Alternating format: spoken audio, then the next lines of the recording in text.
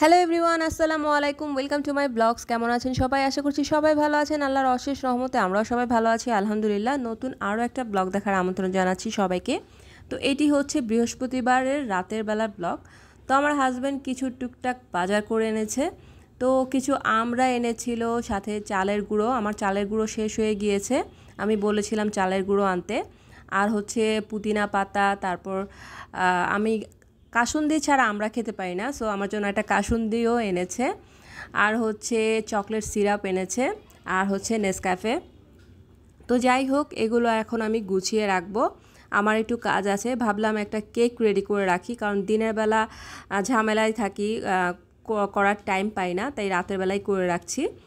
যেহেতু বাচ্চা কেক অনেক পছন্দ করে, তাই রাতের বেলা কেকটা তৈরি করে রাখলে আমার জন্য সুবিধা হয়।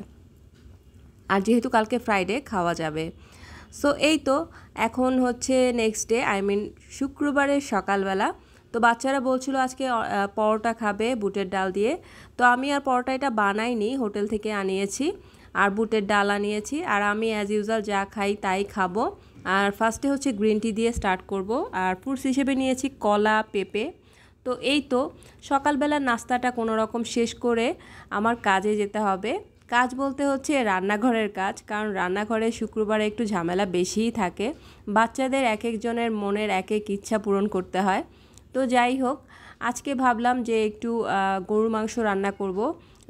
মাইশা বলছিল যে গরুর মাংস দিয়ে পোলাও খাবে, তো এই জন্যই চলে গেলাম কিচেনে। তো গরুর মাংস ভিজিয়েছি, ছুটতে একটু সময় লাগবে, তো এদিক দিয়ে আমি বাকি কাজগুলো করে নিব। তো আমি এখানে ইলিশ মাছের ডিম ভিজিয়েছিলাম, ওটা দিয়ে ডিমটা ভুনা করে নিব। আর গরুর মাংসের একটু ছুটেছে, আমি গরম পানি ইউজ করেছিলাম, যার কারণে তাড়াতাড়ি ছুটে গিয়েছে। তো এখন আমি এটা মশলাটা কষিয়ে তারপর গরুর মাংস এক সাইডে বসিয়ে দিব। সেই সাথে আমি কাঁকরোল, আলু ভাজা করে নিয়েছি। আর আলু ভাজা, কাঁকরোল ভাজা দিয়ে পোলাও খেতে আমার ভালোই লাগে। তো এদিক দিয়ে ইলিশ মাছের ডিমটাকেও ভুনা করে নিচ্ছি। আর গরুর মাংসটাকে ভালো মতো প্রথমে কষাতে হবে, কারণ যে কোনো জিনিসই রান্নার ক্ষেত্রে ভালো মতো কষিয়ে নিলে সেটা মশলাটা ভালো মতো ঢুকে আর কি সব কিছুর মধ্যে, আর খেতে অনেক বেশি টেস্ট হয়। তো আমি এটা অনেকক্ষণ কষিয়ে নিব। তো কষিয়ে নেওয়ার পরে আমি এখানে গরম পানি অ্যাড করব। আর যেহেতু গরুর মাংস রান্না করছি, সাথে আমাকে আলু দিতেই হবে। আমার হাজব্যান্ড আলু অনেক পছন্দ করে। তো যাই হোক, আরেক পাশে আমি পোলাওটা বসিয়ে দিয়েছিলাম। আমার ভাজাভাজি পর্ব শেষ হয়ে গিয়েছিল, আর পোলাওটা এত সুন্দর একটা ফ্লেভার আসছিল, আর দেখতেও মাশাআল্লাহ অনেক সুন্দর লাগছিল, আর ঝরঝরে হয়েছিল। আমি আবার ঝরঝরে না হলে খেতে পারি না। আমার কাছে পোলাও মানেই হচ্ছে ঝরঝরে থাকতে হবে, একটার সাথে আরেকটা লেগে থাকলে চলবে না। তো যাই হোক, পোলাওটা দেখতেই পাচ্ছেন কত সুন্দর লাগছে, আর খেতেও সেই রকমই মজা হয়েছিল। তো যাই হোক, পোলাওটা আমি এখন উঠিয়ে নিব, কারণ বেশিক্ষণ চুলার উপরে রাখলে গরমের তাপে আরও খানিকটা নরম হয়ে যেতে পারে। তো এদিক দিয়ে আমার মাংসটাও হয়ে যাচ্ছে।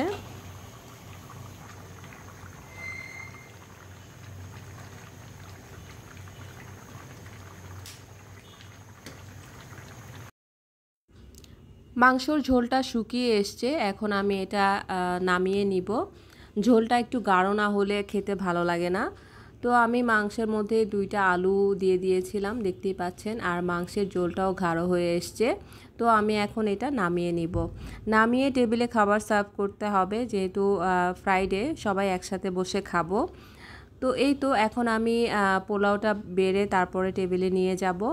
আর বাকি সব কিছুই অলরেডি টেবিলে নেওয়া হয়ে গিয়েছে, এখন পোলাওটা নিয়ে নিচ্ছি।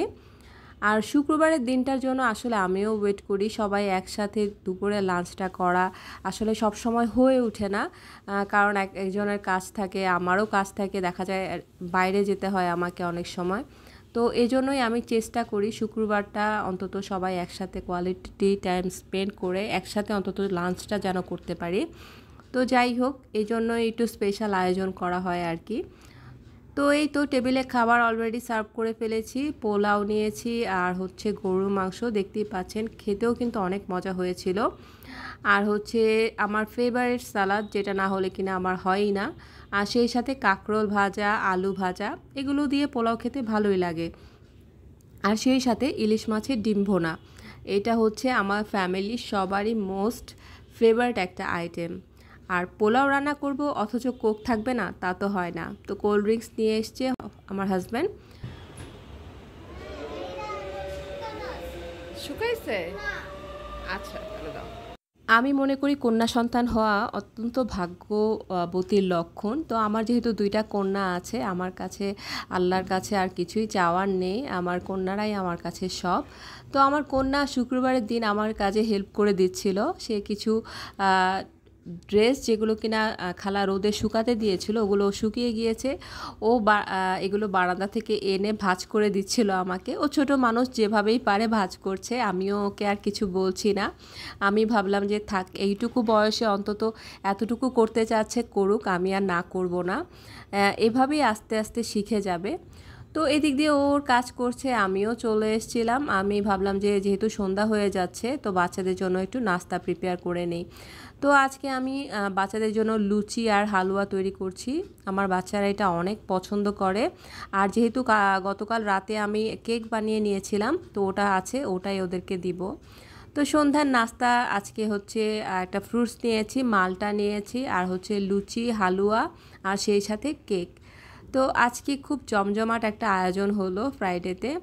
আর আমার কাছেও ভালো লাগলো, বাচ্চাদের সাথে অনেকটা সময় কাটালাম আর বাচ্চারা আমার সাথে সময় কাটালো। ওরা নিজেদের মতো নিজেদের কাজ করে আমাকে হেল্প করলো। তো এখন সবাই মিলে সন্ধ্যার নাস্তাটা করে নেব। তো রিদিশা অলরেডি ওর ফেভারিট আইটেমটা নিয়ে নিয়েছে। ওর মালটা অনেক পছন্দ, সে এটা খুব পছন্দ করে আর তার কেকটাও পছন্দ। আজকে ওর সব পছন্দের জিনিস আমি বানিয়েছি, এই জন্য সে অনেক খুশি। আমাকে বারবার বলছিল আম্মু অনেক thank you, I love you. তো বাচ্চাদের মুখে এই কথাগুলো শুনতে আমার অনেক বেশি ভালো লাগে।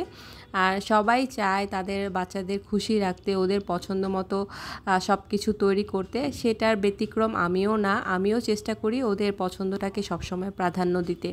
তো আজকে এই পর্যন্তই। আমার ব্লগটি কেমন লাগলো আমাকে জানাবেন। আর ভালো লাগলে অবশ্যই আমার চ্যানেলটির পাশে থাকবেন, বেশি বেশি করে লাইক, সাবস্ক্রাইব, কমেন্ট করবেন। আর হ্যাঁ, ফ্রেন্ডস আর ফ্যামিলির মাঝেও শেয়ার করে দিবেন যাতে সবাই আমার ভিডিওটি দেখতে পারে। তো সবাই ভালো থাকবেন, সুস্থ থাকবেন। আজকে এই পর্যন্তই। আল্লাহ হাফেজ।